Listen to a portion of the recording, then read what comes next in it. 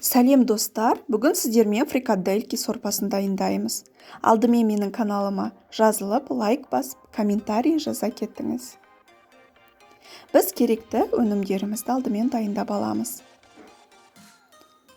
Ыдысымызға фаршымызды және майда етіп туралған жуамызды салып, үстінен тұз және қара бұрышымызды себеміз. Жақсылап араластырамыз. Фрикадельки өзінің формасын ұстап, жақсы пісуі үшін осындай миксер немесе блендермен езіп аламыз.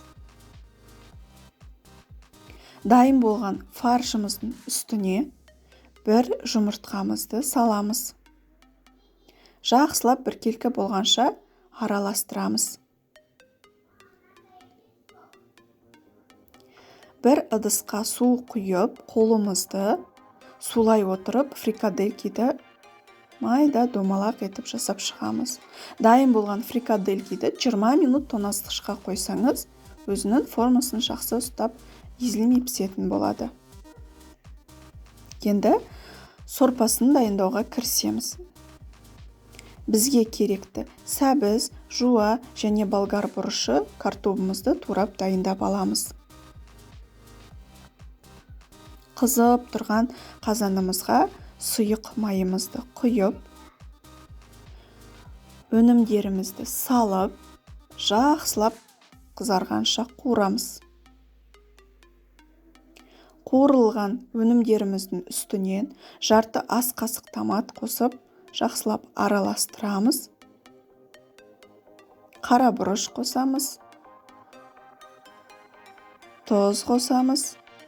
Және де үстіне су құямыз. Мен 2 литр су құйдым. Сорпамыздың қайнағанын күтеміз. Қайнаған сорпамызға дайын фрикаделькиімізді салып, 25 минут қайнатамыз.